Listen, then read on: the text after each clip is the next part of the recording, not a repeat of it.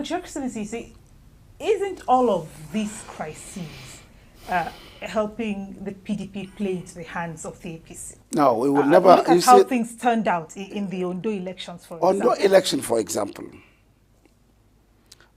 Governor Mimiko came to me 3-4 times.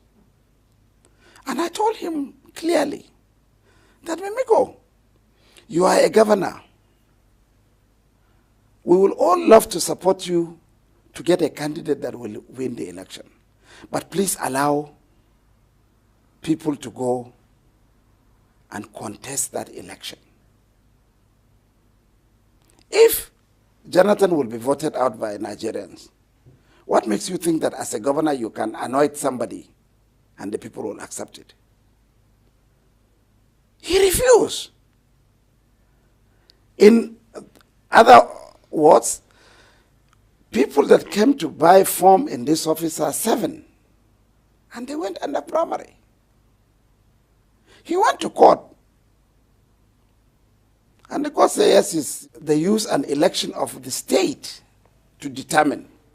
The court says that Mr. Jagade had a right by the lower court to allow him to contest the election. Since he was not allowed to join the court case that determined who should be the candidate of the party, his rights were impeached. Therefore, if he was allowed to contest, he would have won. Mr. Jagade would have won along with Jimo Ibrahim, and that was all what the court determined.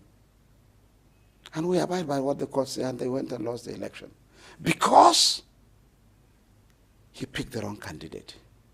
See, once the party, the Court of Appeal, decide who is right and who is wrong, we'll bring everybody together. I don't want to remain as chairman, no. I want Nigerians to choose their chairman through an elective process. Everybody should be allowed.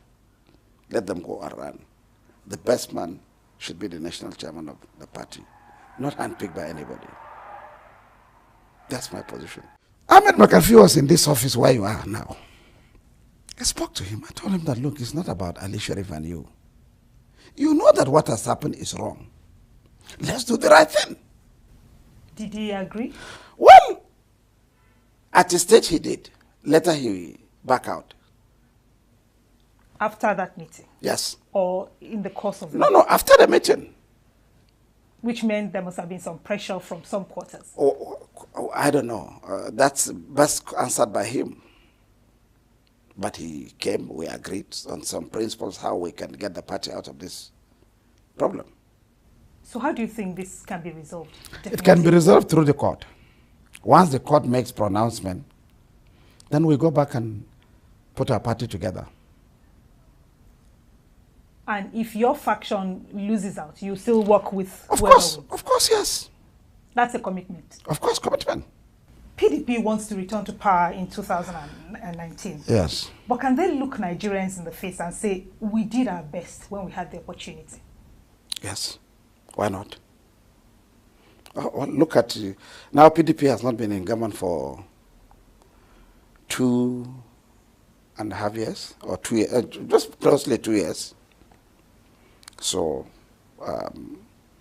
it is now up to Nigerians to decide what they have been and what they've been seeing and what it is now. What some Nigerians say is that yes. The PDP contributed to the economic mess no. in the country is in right now. No, look. Whatever PDP must have gone wrong, have done wrong, sorry. It is enough a time now for you to move forward and find a solution. The problem today that we are facing is that there is no nation that will succeed in its economic cycle when the apex banking of the country, particularly the economic team, the Minister of Finance and the Governor of Central Banks, economic advisor, if you haven't gotten it right. Let me give you an example. MFLA, the current Governor of Central Bank, was brought in for a purpose. And that purpose is no longer there. What purpose do you know? Whatever purpose is that he was brought in by the last administration. Today, what are we doing in Nigeria? We are selling dollars. The government of the day have no business keeping somebody like Omafele in office. He should go. On a scale of 1 to 10, how would you rate this government? Honestly, on the three promises that they made while coming to government. You know, as a leader of the economy, security, and anything. For security, they are doing very well. For security, the government is doing very, very well. I've said it just last week ago. Sambisa Forest was cleared. Coming from Borno State, I think this is the best gift that the nation will give my state. You know, Sharia law was adopted in Borno State during the tenure of your predecessor. Yes. In the year 2000. Yeah. With the benefit of hindsight, was the adoption of Sharia in the northern states at that time a mistake? You know, I ask this because many believe that the passage of Sharia in the northern states at that time was what precipitated these Boko Haram insurgencies. Because all of a sudden, those who believe that Nigeria should be an Islamic state suddenly thought it was possible. Do you agree with that? No, I totally agree that it was wrong for them. That's why, in my time, I stopped the operation of Sharia law. Sharia is a very, very complicated law to practice in places like Borno, where, like in southern Borno, in every home, there is Christian and Muslim in one house, belonging to the same parents. How do you practice it? So that's why I disbanded the committee. Immediately I came. And so this also contributed to be my crime, that I am infidel. That's why the Boko Haram were after my family. They killed my brother, they killed my cousin, they killed a lot of people in my family. But I have no regret on the actions that I took. But you know, as you just said, you suffered personal loss because of the Boko Haram insurgency. Yes. Where do you think this accusation of you being the sponsor of Boko Haram, where do you think it came from? I think it came from politicians. You see, and it's sponsored by politicians. The truth about was that I have a very large followership in Borno State. People that believe in me as a person politically. And some people felt that they must find something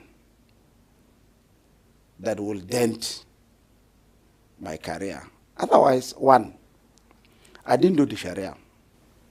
If they said Yusuf was part of the Sharia, that they brought, he was a member of the Sharia, I wasn't a governor.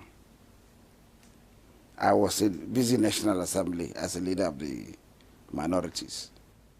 Number two, this committee that was set up, which we are talking about, Mohammed Yusuf was part of, I don't even know Mohammed Yusuf in my life. I've never seen him. I only met him when General Stanley Mena arrested him and took him to the brigade's commander's office. That was the first time I saw Yusuf. And I asked him, I said, "Are you Yusuf?" He said, "Yes." Why are you killing people? He said, "He's doing the job of God." And I said, "Are we pagan?" From that time, I got just angry and left the barrack. What happened after that is history. So it's politicians, but they have come, those that have been sponsoring, now people have begun to know. Their hands are everywhere in Boko Haram. Now that they have been cleared, I'm sure very soon more will be revealed. In the sight of justice for you to sustain, but if you align and continue lying, people will begin to live, will know the truth. People of Borno State live in Borno State. They know the truth. They know that Ali Sharif will never be anything to do with Boko Haram. So all those that are busy propagating, trying to destroy my name, have come to the roadblock now, and I'm sure very soon they will be discovered.